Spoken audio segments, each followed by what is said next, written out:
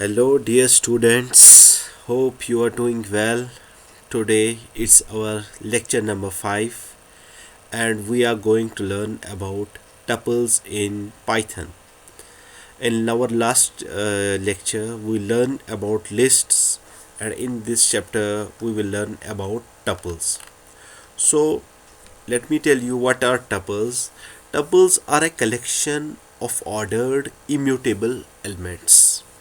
As I told you in my last lecture, that a collection is a data structure that can hold multiple values in a single variable. So similarly, just like lists are collection, in the same way tuples are also collections, and which are ordered just like lists. But what is the difference between the two? The tuples are immutable, while as the lists are mutable. Immutable means that you can't change the elements of a tuple. Just like lists, they can also store multiple types of data. They can store integers, strings, boolean, etc., or float. uh, Tuples are defined using parentheses, unlike lists which were defined using square brackets. They are defined using parentheses. So the key characteristics of tuples are: firstly, they are ordered. The items have a defined order, and the order will not change. Second thing, once created, elements cannot be changed. That means no adding, removing, or modifying items. Third thing, allows duplicates. In a tuple, you can have duplicate values. And indexing, just like lists, items in tuples are indexed starting from 0. Now we will go to our VS Code and we will create an example of a tuple. Let me open my VS Code, and here I will write the name as tuples.py. Now I will write here tupl is equal to, I will name it as hello Python, and here I will write Java. Now if I print this tupl, you can see in our terminal that the tuple is getting printed. Why is it taking time?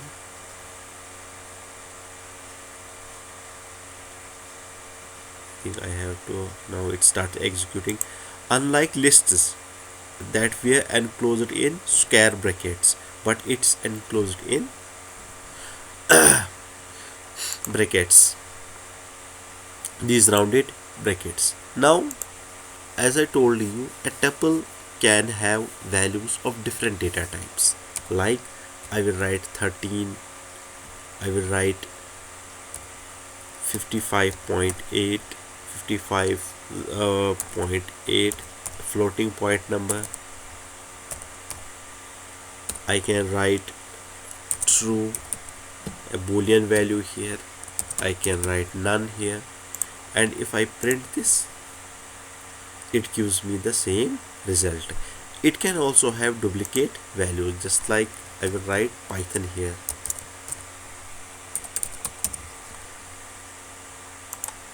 If I execute this, it gives us the same result. But what is the difference between a tuple and a list? In a tuple, you cannot change the elements in it, while as in a list you can change. Just like in lists we had the indexes, in the same way we have indexes in tuples. If I write here tupl of give me the element at index number 0, So hello is getting printed here because hello is at index 0. Now if I want to print Java, Java is at index number 2. I will write here 0 of tuple of 2. So Java gets printed here. But unlike in list, if I write here, I will first remove this tuple. If I write here tuple of, let us say, 1, at index number 1, write JavaScript. When I execute this program, it throws me an error. Why? Because tuple object does not support item assignment. Why it does? Because in tuples tuples are immutable. You cannot change. Once you have created a tuple, you cannot change the elements in it. So this was first of all about the syntax, how we create a tuple. We can create a empty tuple, or we can create a single tuple like this. If I write tuple of 2 is equal to this, it is an empty tuple. If I write here type of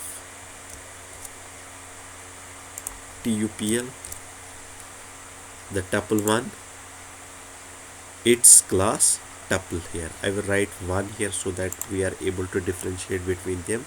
I will write here, and similarly Control C, if I write here, it's an empty tuple. So we will see what is getting. Firstly, the type of both of them is tuple. If I remove the type here and I will just print it, see what happens. It gives us an empty tuple. Now if I write here tuple 3 is equal to, I will write here hello tuple, and I will write here type of tuple 3. If I execute this, what do I expect? I expected that it should be a tuple, but what it's here, it's coming as string.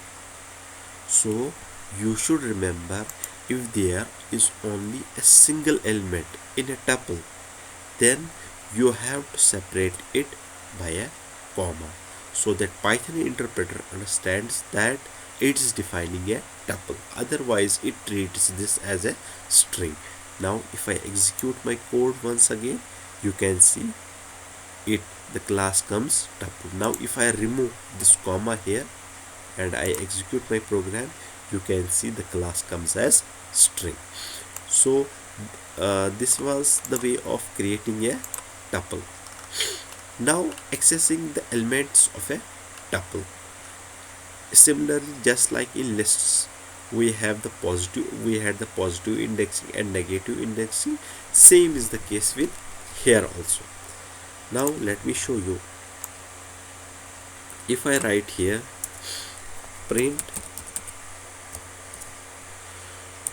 tuple 1 of, I will write 3. You can check 0, 1, 2 and 3.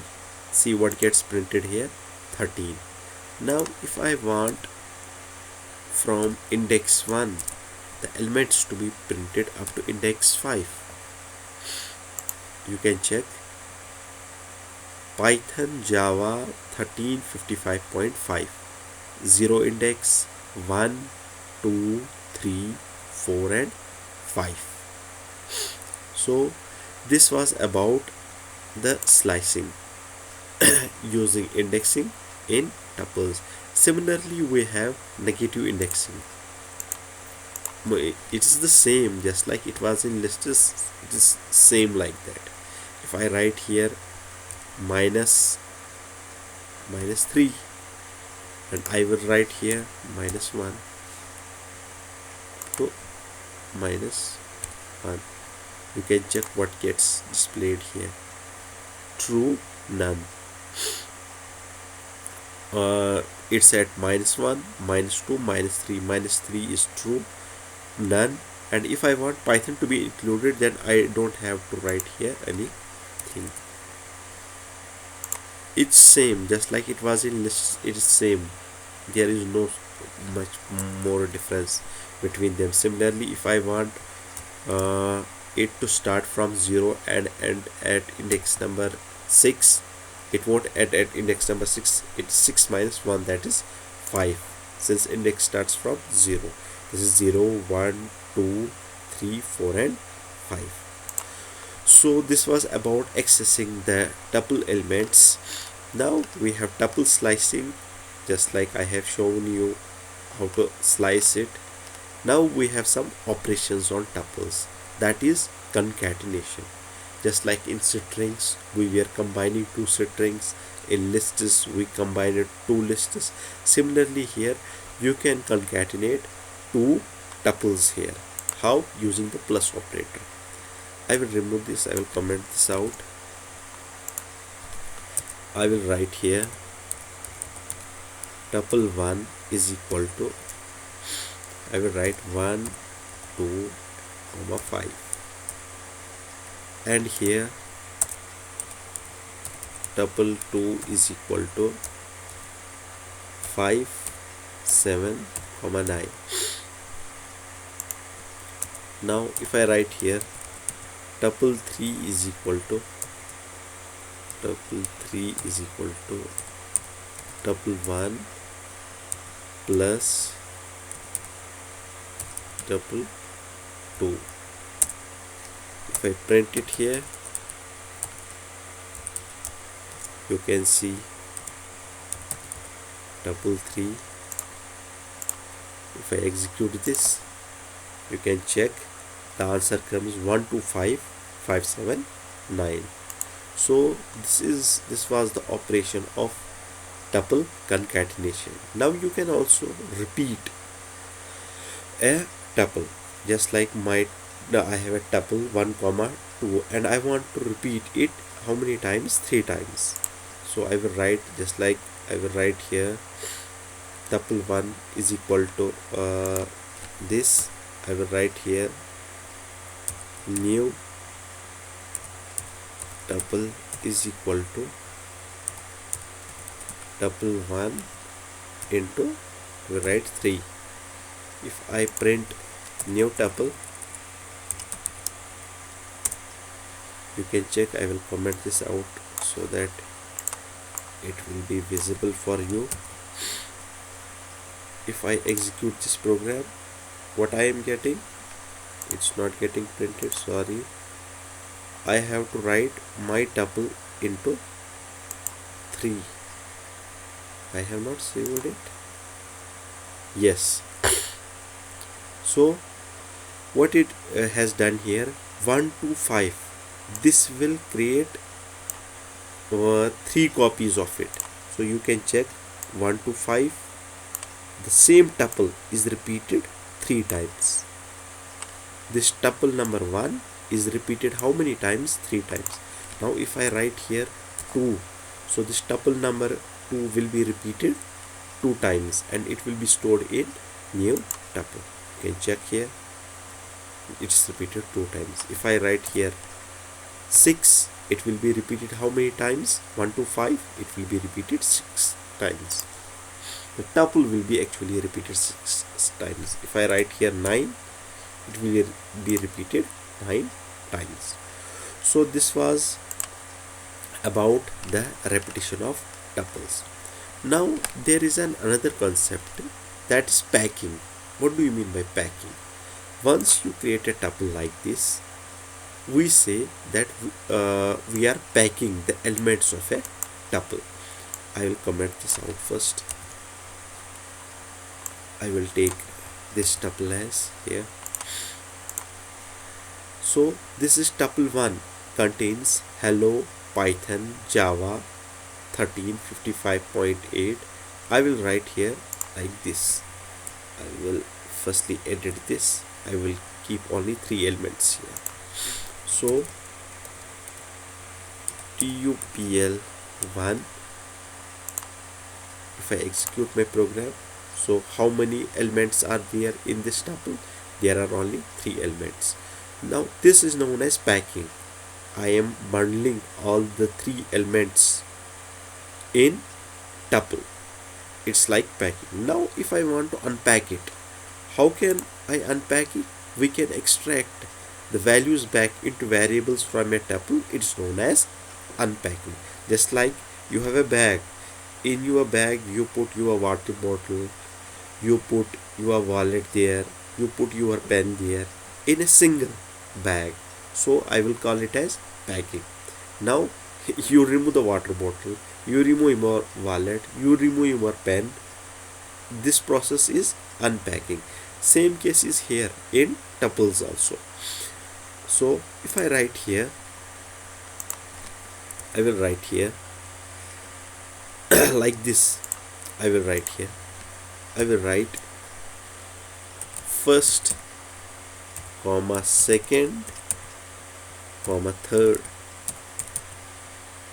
is equal to tuple 1. Now if I print first, you can check. If I print second,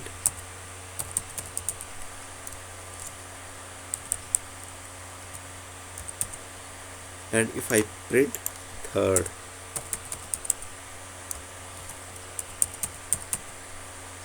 if I execute my program, you can check hello Python and Java. Hello of tuple 1 is stored in first, this Python is stored in second, and Java is stored in third. Now if I have more than 3 elements, just like I have hello Java, I will write C#. I will write here another programming language. I will write here HTML. So now if I print this, you will see the results. It's throwing us an error because you are putting how many values? 5. While as you are using how many variables for unpacking? You are using only 3 variables. For this we have a solution. We can use the asterisk operator.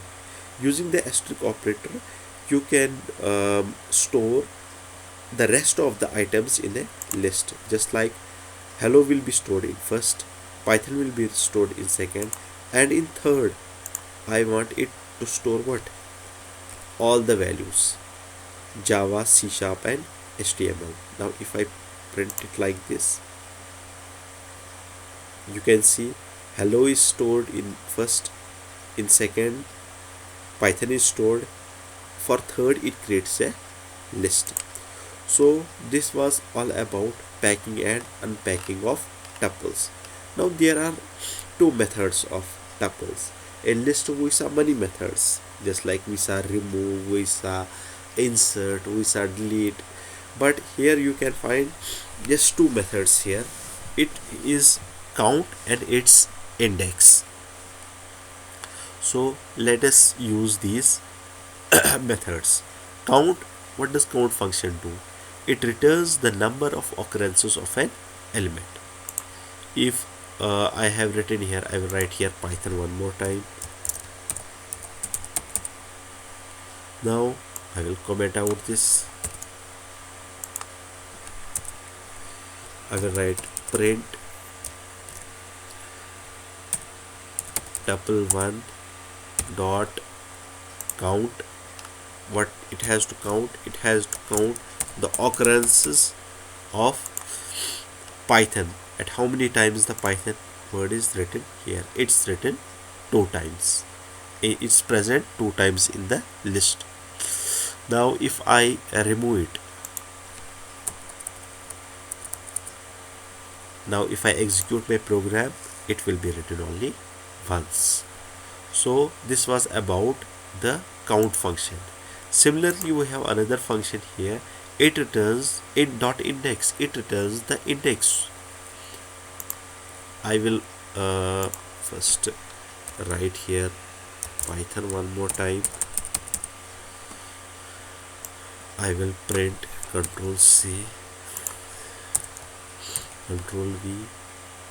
I will write here, instead of count, I will write here index. Now, when I will run my program, you can see Python is at index number 1. You can check here. It returns the index of the first occurrence of an element. Wherever it finds the element, it returns only the index of the first occurrence. Otherwise, Python was also present here, but where it got the index, it gave us index at index number 1. Here it's index 2, 3, 4 and 5. Now if I remove this, now there is only one Python here. You can check what index it gives. It gives us index number 4, 0, 1, 2, 3 and 4. So this was about the index method of tuples. So why do we use tuples? Firstly, tuples are immutable, means you cannot change the value in it, which means they are safe from accidental modification, since they are faster than list for read-only operations and useful for data integrity when the collection should not change. Now comparing tuples and lists, both store multiple elements, both allow indexing and slicing. Differences: lists are mutable. That means you can change the elements in a list. Tuples are immutable. Lists use square brackets while tuples use parentheses. Now moving to our program section, we will write a program that stores the name of subjects in a list. What I will do in this program, I will create a program that accepts the name of subjects from a user and then it stores it in the list. So let us go to our VS Code. I will name it as program1.py. So what I have to do, the program is saying write a program to store the name of subjects in a list. So I will write here subject1 is equal to, I will use input function.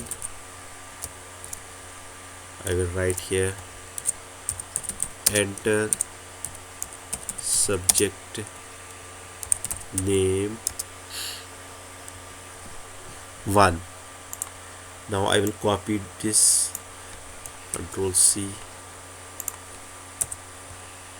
Control V, Control V and Control V. Now see here, I have to write 2 here and 2 here. I will use the Alt key. I will press the Alt key and here I will press it. I will press Alt key here. I will press it here. Now I can write here 2 and its 2 is written at both the places. Now for here I will press Alt key and here also Alt key and write 3 here. Similarly, what I will do, press Alt key, select this, press Alt key and select this. Sorry, it was not properly selected. So I will write here subject 4. By this way I can get the names of 4 subject. What I will do, I will create now a list. I will name it as subjects is equal to, I will create list like this. I will type subject 1 comma subject 2 comma subject 3 comma subject 4 and subject 5 comma subject 5. No, I have only 4 subjects. Why I am writing 5? Then I will print it. Print, I will say list of subjects is equal to, I will write here subjects. Now I will execute my program. Enter subject name 1, I will write physics, I will write chemistry, I will write botany, I will write zoology. So here I have written the program. What was the program? Write a program to store the name of a subjects in a list. So coming back to our second program, what is our second program? Write a program to accept marks of a student and calculate their sum. Now the program is almost similar to this. Now what we have to do, we have to accept the marks and then calculate their sum. So I will copy this first. Let's see, I will create another file. I will name it as program2.py.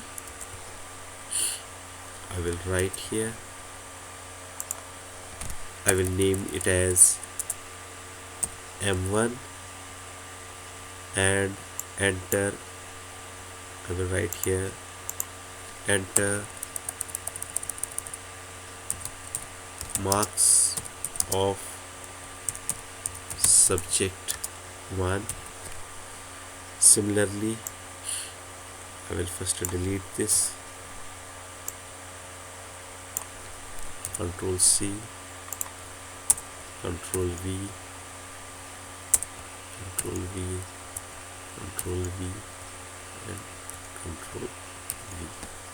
And here what I have told you, click on, select this and keep pressing the Alt key. Here I will write M2, here I will write M3, here I will write M4, and here M5.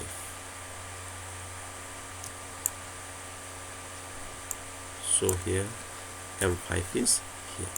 Now as you know, when you take an input from using the input function, it is returned in the form of a string. What I have to do, I have to make this in the form of an int. So for this I have converting this into an int. I will use the int function here. I will write int, and here I will close this like. I will press the Alt key and then in a single go this all things happen. Now what I have to do, I have to do their sum. For calculating the sum, what I will do, I will first marks is equal to, I will write sum. I will use the sum function. Sum. No, I will, what I will do, I will write, I will first create a list. I will write m1 comma m2 comma m3 comma m4 and m5. Now if I want, I will write total underscore marks is equal to, I will write sum of, if I write marks, I will check whether it works. Total marks,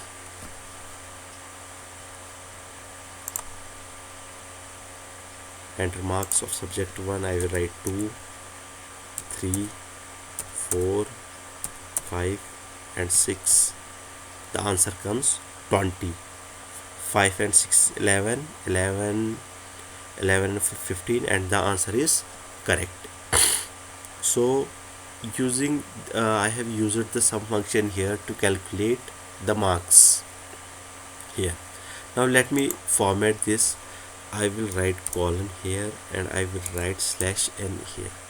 What it basically does, by writing this, it moves on to the next line so that the formatting looks somewhat prettier. Slash n. Now if I execute my program, enter the marks, you can see enter the marks of subject 1.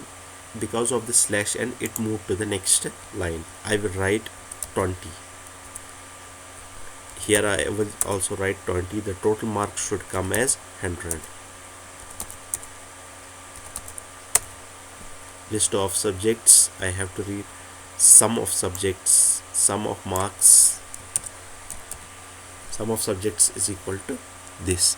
Now instead of using sum function, I can also use I can also add these elements one by one, but I prefer to use the sum function because it's easy. Now still I will show you total marks. I will write total marks is equal to, what is the name of the list? Marks. I will say marks of 0 plus marks of, this will give you a clear idea about the list. Marks of 2 plus marks of 3 plus marks of 4, since they are stored in a list. Now if I execute my program, you can see enter, if I enter 50, 50, 50, the answer should come as 250. It gives us the same answer. Now for our convenience, we will use the sum function, but I have shown you this so that you can better understand how we are using the we calculate their sum. Write a program to sort the names of fruits. So what is this basically program? The program is that if we enter the name of fruits, then we have to sort them using the sort function of a list. I will name this as program 3.py. Now if I paste it here, I will name this as, I will do it like this. I will press the alt key so that I can delete them all at once. I will name this as fruit 1 and enter. Similarly enter, it's already written here, right, I will use it like this. Sorry, press the alt key. I will remove this, enter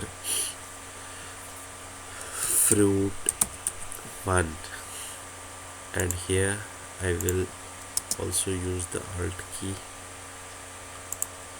Should learn to use it. Here I will use slash n so that it comes on another line, and then I will use colon here. Okay, fine, this is okay. Now why is this giving an error to me? Slash n. Okay, sorry, I have done mistake here. I have to write first slash n, no, fruit 2, then colon, then slash n. Similarly here I will do formatting like this, colon slash n, and then I will close it. So here we have the same scenario. I will copy this and paste it here. Control V, Control, and now in this case I have fruit 1. I will name it says fruit 2, fruit 3. Since these all are strings, I don't have to typecast them and convert them into integer or float. So I will write here, this is the fruit 1, fruit 2, fruit 3. I will write here fruits. So this is, close this. This is fruit 1, comma fruit 2, fruit 2. Here I have to put comma, fruit 2, and then we have fruit 3, fruit 4, and fruit 5. Fruits. I have only 4 fruits. And list of fruits. I will show you before sorting and after sorting. I will write here fruits. Now if I execute my program, enter fruit 1, I will say apple, fruit 2 mango, fruit 3 grapes, fruit 4 kiwi. So list of fruits is like this. Now if I want to sort it, what I will do, I will use the function fruits dot sort. What it will do, it will sort them, it will sort the fruits. Now if I execute my program once again, you can see enter fruit 1, I will say mango, I will say banana, I will say grapes, I will say kiwi. So you can see these are sorted as per, you can see I entered mango as fruit number 1, and you can see that it's at the last. So write a program to sort the names of fruits. We have done that. Write a program to count the number of fruits in a tuple. Now if I have a tuple and I will close this first. I will make it like this. I will say fruits is equal to, I will say apple, comma banana, comma mango, comma kiwi, and once again I will write here mango. Now what I have to do, I will print here, I will use fruits dot, what I will I have to search count. I have to count how many times mango is there. It's 2 times. So I will write here, and you can see the answer comes to 2. Now if I write here kiwi, now if I run my program, it comes 1. Now if I enter one more time kiwi, I will type one more time kiwi. If I execute my program, the answer comes 3. So this was all about the lists and tuples that we have studied so far. Let me revise you first. So today in lecture number 5, we discussed about what are tuples. They are ordered, immutable, can store multiple data types, are defined using parentheses. This is key characteristics are they are ordered, immutable, they allow duplicate values and have indexing. So then we started with our how to create a tuple and how to access it, how to do slicing, and then the various operations on tuples, and packing and unpacking of tuples, and then we saw the two methods of tuples. It were count and index, and why do we use tuples, and then we compare tuples and lists, and also at the end we made programs on lists and tuples. So this was about our lists and tuples. In our lecture number 6 we are going with our another topic, and that is sets and dictionary. So thank you very much, hope you understood it very well. Thank you.